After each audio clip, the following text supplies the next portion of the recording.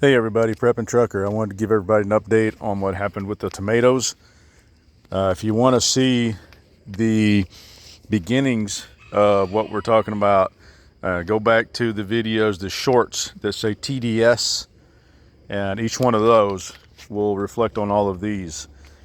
So right here in front of you right now are the tomatoes that were all pulled up and transplanted from this one over here where we put our tomatoes.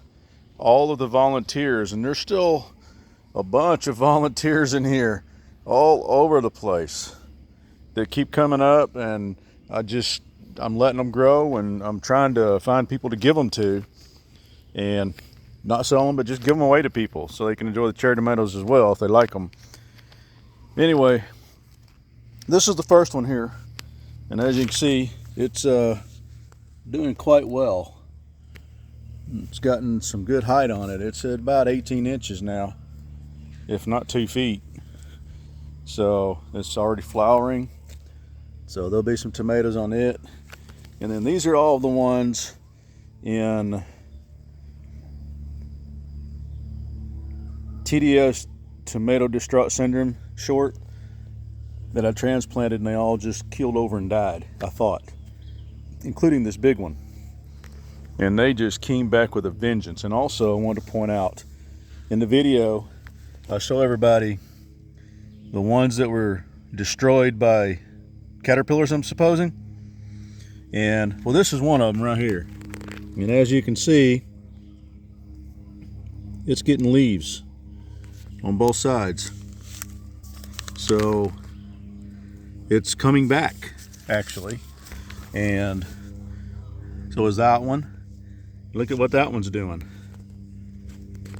It's just literally starting off a new branch. Although there are some leaves now coming back on this part right here. This one was destroyed, and it's just little. Got my notebook in my hand. I don't want to set it down anywhere it's wet, but it doesn't look like I have much of a choice. So, see if I can squeeze it in my pocket. But yeah, here's another one that's leaning over, like I was talking about with that one in the corner right there in that video. I'll tell you which one it is, but it was leaning over like this when I pulled it up, and I transplanted it, putting all this under the ground, trimming the lower feathers off. With this one I would trim that one and that one, and put the whole thing in the ground and just have this coming up. That's what I did right here. It goes into the ground. So that one over there, for some reason, is crawling as well, and I'll fix it.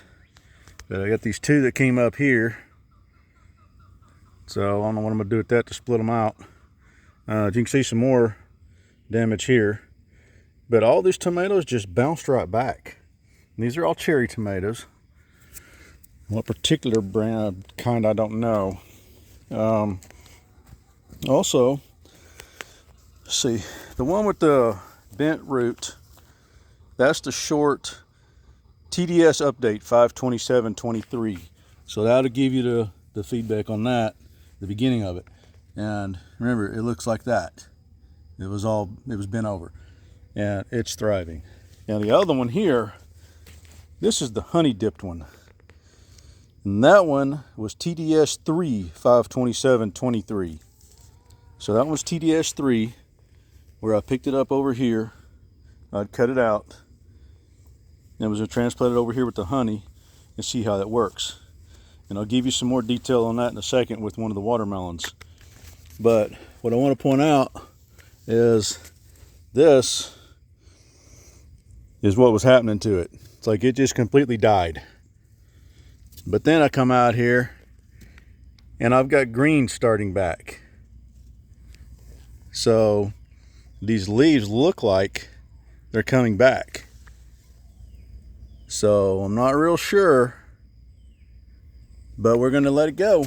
And you see it just died on the top of this wire where I put it. Let's get that focused, just like that. I just put it over it, and it keeled over. But All these dead parts just made me think, okay, well, it's not going to work. It's going to die. But I see fresh green. That's fresh green right there. Focus. Well, I'm sorry. I'm trying to get it focused, but it won't. There we go. That's fresh green. Looks like some more hairs growing out on it. So now you have where you can go look at the beginning of that one, and we'll keep an eye on it and see how it does. And you'll see why when you look at the short of it. Now I'm going to show you the watermelon over here. This was the first one that I ever tried after I had heard about it. And none of these are done really well. So they're getting eaten on a little bit. One in the corner over here died. There's one there. This is the one that I was weeding, pulling up all these little pieces around it, and I actually plucked it up out of the ground. And I was like, oh crap. And I just stuck it back down in there real quick, packed the dirt around a little bit, and let it grow. And then I was like, wait a minute, let me go get some honey and dip it in the honey and put it back down there. And sure enough, it has new growth. So it came back. I completely broke the root, the stem from the root, and then put honey on it and put it back in there after I put it back in there the first time. So maybe sticking it back in there immediately was enough to save it. And then the honey did what it was supposed to do for a root growth hormone and saved it even better and brought it back. Because I'll bet you that thing's got roots now for it to be growing like that. But you can see I'm getting devastated by the insects out here. So anyway, that's what's going on with that. So far 2 of the honey experiments, and they're working out okay. And other than that, I've tried corn in the back. Last year I tried it in rows, you know, the typical, I had 3 rows in there. Didn't work worth a darn. So this year I just got the feeder corn for deer and hog and just threw it in there like grass seed, because corn is a grass. Now this is sweet corn that I grew myself a couple years ago when I lived in the town. Grew it in the backyard. I only grew 1 stalk, and it just came up out of nowhere. I guess I dropped one of the kernels when I was trying to grow some other ones. And anyway, these are watermelons that I planted from seed just as an experiment. This one gets fish fertilizer. This one gets my compost tea. And I'd have to say the compost tea is doing the best, but it's crawling out there. So these are all the ones that we got from the store. And then you can go down here and see the ones that I planted from seed, which that's the honey one over there. So that you can see my soil. This is my soil. It's a clay soil with rock all in it. Limestone, I guess, rock. I don't remember what kind of rock that is now. And also I want to show you the other one, the medicinal wild lettuce. It's edible too, but I haven't tried it yet. Medicinal. But look at these. These things have just gone crazy. I mean, that's about a 6-foot stalk right there on wild lettuce. That's about 6 feet.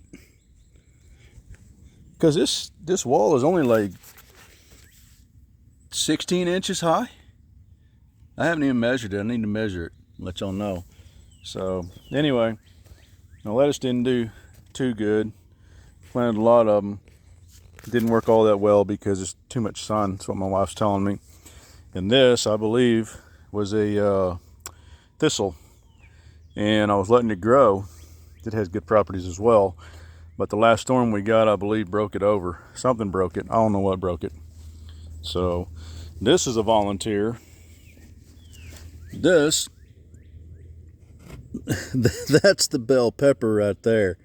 It's not working out too well. It's trying, as you can see, but this thing came up and is taking all the nutrition away from it. So apparently this is a melon of some kind that is just a leftover seed that decided to grow. We have a lot of volunteers because we have 15 acres out here. There's a lot of animals, a lot of wildlife. And they come through and they eat some of this stuff and they'll poop it out and plant it by doing that. You know, that's seed dispersion. That's how it happens. That's one of the methods in nature. So that's pretty much it right now. A few more back there. That's mullein. Cowboy toilet paper. There's other good things about it too, but I'll have to look it back up. I forgot. So much stuff. And anyway, these I cut out as well from the group here, side by side. This one I cut out. I don't know what happened to these two. They're growing back. Guess they got 8. This is one that I cut out, and they're growing. Oh, one next to it right here too. You see that one? Both of those, and then that one there, and they're just growing back. They started wilting and looked dead as well, just like the tomatoes did. But then they bounced right back. So also keep you up to date on this right here, Americana sunflower. It's supposed to get up to 20 feet tall. So let's see what happens with that. And then these are Russian hybrids, I believe. I'll have to look again. But I got the 2 here. I haven't weeded them out. I probably need to just get rid of that younger one, the smaller one there, younger, the smaller. And the beets, radishes. These are, I got a couple of them that turned yellowish white. And the ones that are flowering for the seed, I'm always trying to get seed out of at least one plant. They're not big at all. Both of them. Well, this one's flowering now. This one just opened up. Where does it start? Where is it? Oh, that's that one over there. I'll give you an idea of the size of it. An idea of the size of this white one. The yellow one. It's huge. It's big. That's a big radish. I'm letting them go to seed. So we'll have the next generation that knows about our soil and our climate here in Texas, North Texas, Northeast Texas. So that's about it for now. I wanted to update everybody. I hope I remembered everything and pointed out the videos to you, the shorts to go back and look at. There's just too much information to do another short, and that should cover it all. So hope y'all enjoyed this. Let me know what you think. Later.